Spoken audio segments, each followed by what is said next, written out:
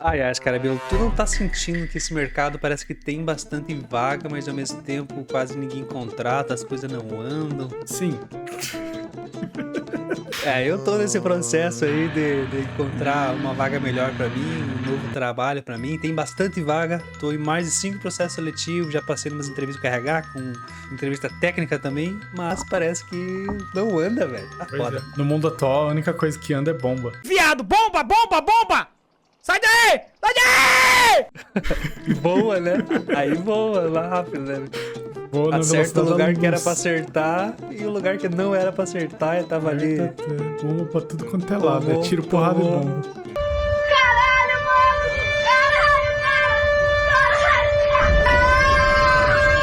É verdade. Então aí, você, se tá querendo buscar um novo emprego, se tá querendo crescer na área de tecnologia como desenvolvedor, já comenta aqui embaixo, dá like nesse vídeo, se inscreve no canal aqui que a gente fala sobre carreira, tecnologia, de um jeito bem humorado. Um monte de gente aí que assiste a gente, eu sei que tá procurando por vaga, então deixa aí embaixo como é que tá sendo a experiência de vocês. Que hoje no vídeo a gente vai dar um foco maior no mercado americano e costuma ser um pouco diferente do brasileiro. Então comenta a experiência de vocês aí no mercado brasileiro aqui embaixo. E vamos voltar com a meta de 10 mil inscritos. Eu não tava acreditando na meta, na possibilidade de chegar em 10 mil inscritos até a Páscoa. Por isso que eu prometi Leonardo vestido de coelhinho da Páscoa. Mas agora eu acredito. Se inscreva Amém. no canal.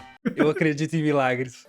Não, pô, nos últimos vídeos cresceu tanta quantidade de inscritos que eu voltei a achar que é possível. Quem sabe Boa. o milagre Vamos acontece. Então, como o Scarabello já falou, nesse vídeo nós vamos falar um pouquinho sobre o mercado atual dos Estados Unidos, né, para desenvolvedores, e um pouquinho mais sobre um fenômeno que está sendo bastante comentado por lá. Já vamos chegar lá. Mas antes da gente começar a falar, eu já quero fazer um disclaimer aqui. O mercado americano, ele anda tão maluco, tão sem pé nem cabeça, que de 3 em 3 meses surge uma moda nova e muda tudo, vira de ponta cabeça. Então, o que a gente falou em dezembro, novembro do ano passado já não vale mais e agora tá valendo o que a gente vai falar hoje. E pode ser que, sei lá, daqui 3 meses mude de novo. Então, não se assuste com o título do vídeo, tá? Mas eu acho válido ainda o que nós falamos lá, pelo que eu lembre, mas já vamos chegar lá, vamos contextualizar primeiro. Então, o mercado de tecnologia ultimamente tá uma loucura, né? Desde principalmente ali a nossa crise sanitária de 2020, onde os juros caíram lá embaixo para o governo estimular a economia, as empresas pegaram dinheiro à torta e adoidado, né? Como dizem aqui no Sul, contrataram milhares, centenas de milhares de pessoas, achando que a vida era um morango e ia ficar daquele jeito para sempre. Eu lembro que na época saiu várias notícias, na época não, uns 2 anos atrás, saíram várias notícias que muitas empresas, elas superestimaram, né, as coisas, no sentido de, tipo, contratar um monte de gente porque tinha demanda, porque a demanda estava mais alta durante a pandemia, mas eles achavam que a vida, ela não ia voltar ao normal de antes da pandemia. No sentido de a galera vai continuar usando as plataformas, vai continuar usando as ferramentas no mesmo volume que eles estão usando agora durante a pandemia. Então a gente pode contratar porque essa guinada de uso vai continuar alta. E isso não aconteceu, né? Foi mais uma aposta errada do mercado de tecnologia, porque o uso só mais um. Porque o uso dessas ferramentas, etc., caiu. E com essa queda, a demanda caiu. Então, tipo, foi uma aposta errada deles na época. E deu muito ruim pra gente que é dev, né? Triste. Sempre sobra pro mais fraco, velho. Pois é. Sempre Quem paga o peão. imposto é a empresa, não é o cliente. Então, com os juros lá embaixo, eles tentaram fazer um monte de coisa, criar um monte de produto, fizeram um monte de aposta maluca, mas a festa acabou e 2 anos depois de 2021, 2022, os juros teve que começar a subir e todo mundo que tinha pegado empréstimo se fodeu. Então tiveram que começar a dar lucro, né? Parar de fazer aposta na lua e sonhar para realmente dar lucro e ver a linha final lá verdinha, né? Do balanço da empresa. É porque o juros baixo, o pessoal não tem muita noção disso e a gente sempre bate nessa tecla de juros baixos. Juros baixos significa dinheiro barato. E o dinheiro chegou a ficar tão barato que era mais barato você emprestar dinheiro e investir em qualquer coisa do que não emprestar dinheiro. Então, tipo... Pegar dinheiro emprestado, no caso, né? Pegar dinheiro emprestado e usar esse dinheiro emprestado para investir em qualquer coisa. E foi o que as empresas de tech fizeram durante o período da pandemia. Elas pegaram dinheiro pra caramba e investiram em qualquer merda, tipo metaverso. E esse monte de merda. É o melhor exemplo. Você sempre vai ser um bom exemplo. E esse monte de merda não vingou, não teve retorno. E daí, o que acontece quando tu contratou, quando tu praticamente dobrou o tamanho da tua empresa em números de empregados? Viu que deu merda. E o que acontece daí? O que tu precisa fazer pra começar a dar lucro?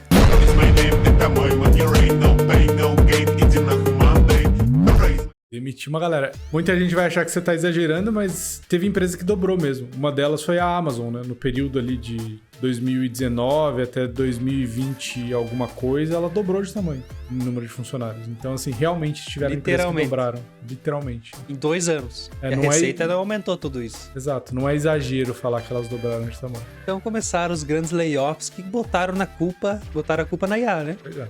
A IA nasceu, foi uma ótima desculpa, botaram a culpa ali, demitiram quase todo mundo. Quase todo mundo não. E aí eu tô exagerando de novo. Demitiram uns 10%. Aí eu tô exagerando. Cada empresa demitiu uns 10 a 20% do quadro. Então se tinha 1,5 milhão de funcionários, 10%, 150 mil, 200 mil pessoas. Isso. É isso. Daí vieram o grande desespero dos devs, que tudo ia acabar por causa da IA, e até hoje estamos aí firme e forte. E agora pode colocar a figurinha do contexto dado.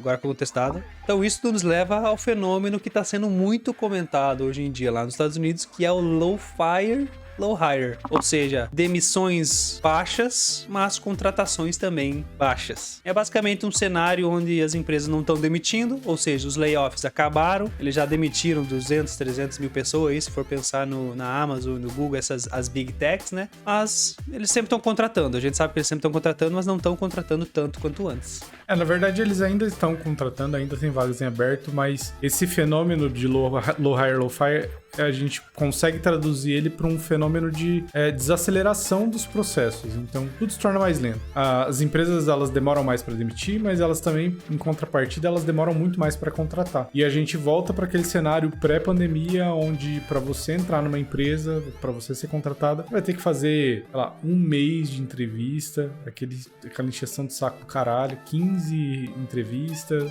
entrevista com a copeira, com a faxineira, até chegar no CEO. Então, divertido fazer. Que alegria, eu tô feliz demais falando até com o fazedor de café da empresa. Fala com o estagiário. E isso coloca a gente num cenário de mais... Porque assim, antes a gente falava muito de tipo, você quer trocar você quer subir seu salário? Troca de empresa, né? Que é um dos caminhos, etc. Mas hoje acho que o conselho muda um pouco e se torna mais um conselho de sobreviva o momento, sabe? Se você tá contratado, a chance de você conseguir algo melhor e esse processo... A chance de você conseguir algo melhor diminuiu bastante. E esse processo de conseguir algo melhor se tornou um processo muito mais degradante e cansativo, assim, que às vezes acaba expulsando a gente da tentativa. É isso. Então a boa notícia é que o mercado não tá mais em crise profunda, igual aconteceu, e os layoffs acabaram. É estável, né? Mas agora, a má notícia é que o mercado também não tá crescendo. E por que será? Será por causa dos juros indo um pouquinho alto? Será que é por causa da IA? Lógico que não, é por causa de juros, pô. Sempre é por causa dos juros. Os juros ainda não tá meio descontrolado, 500 guerras acontecendo na desgraça do mundo.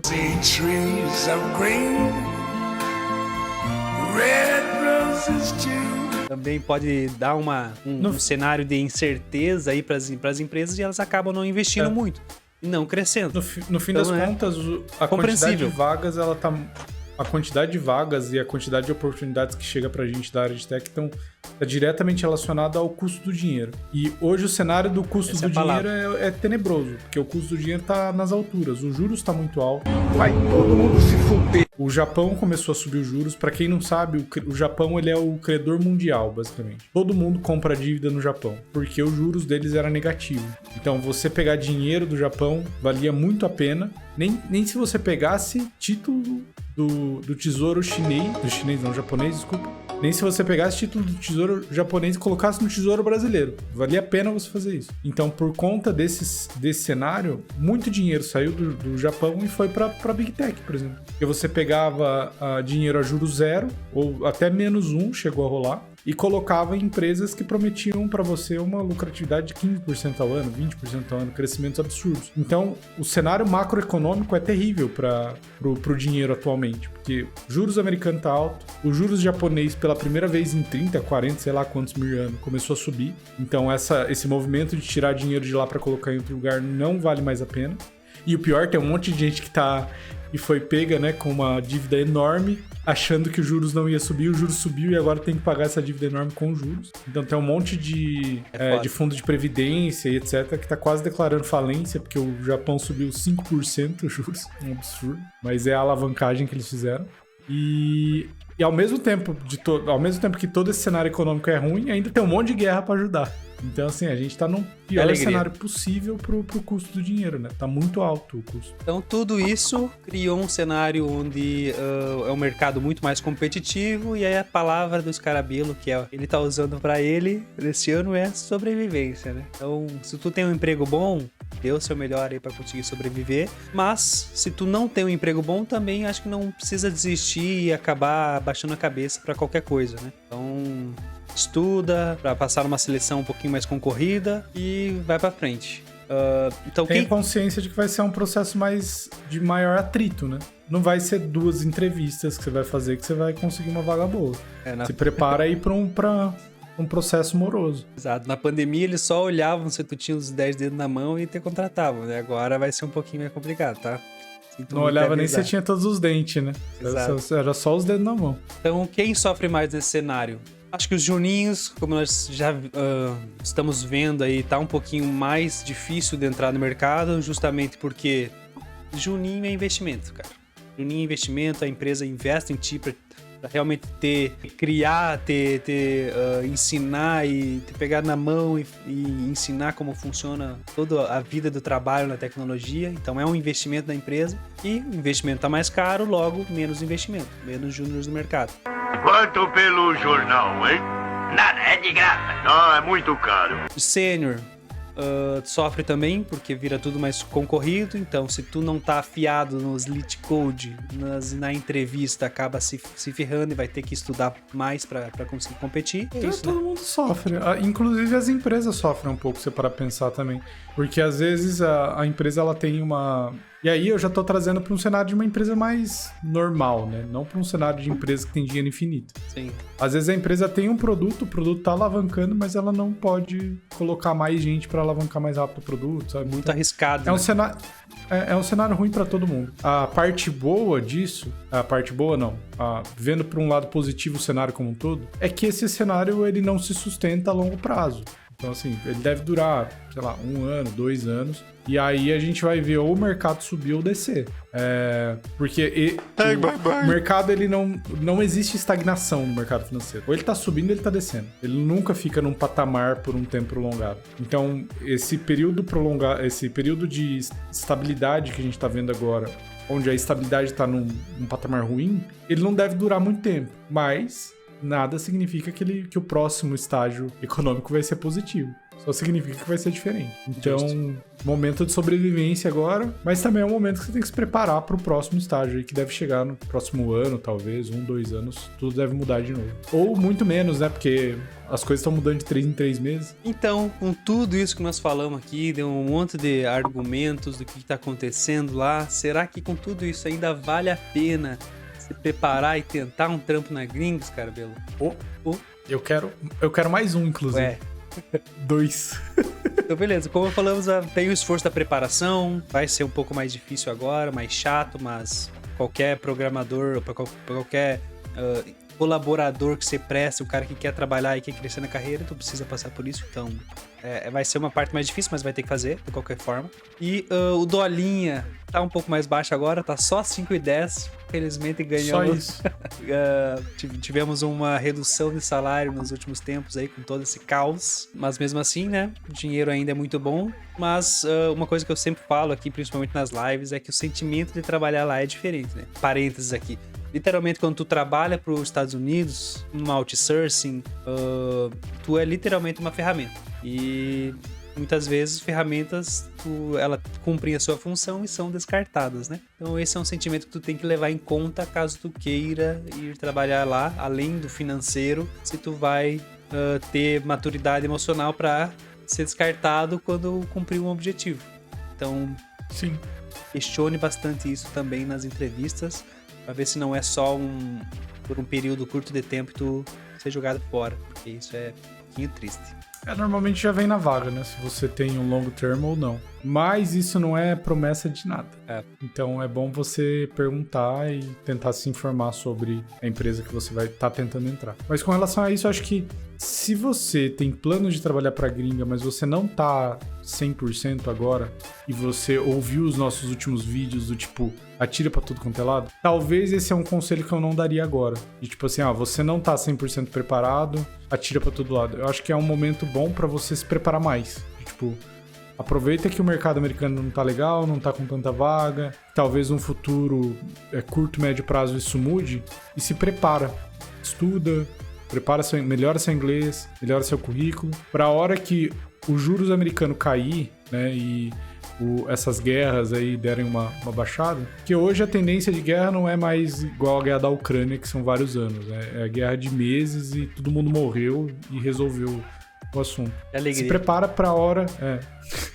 Se prepara para o momento que o mercado volte a crescer um pouco e você tenha mais oportunidades. Talvez seja um plano melhor a curto e médio prazo do que, nesse momento, sair atirando para tudo quanto é lado, mesmo sabendo que você não tá tão preparado assim, sabe?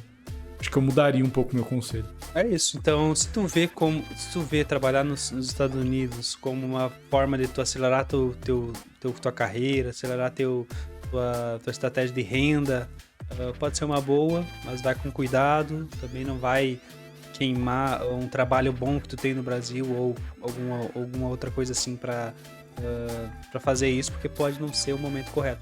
Mas se os juros começar a baixar, se a situação der uma melhorada no planeta, os Estados Unidos parar de bloquear, né? Pois é, se o Trump morrer...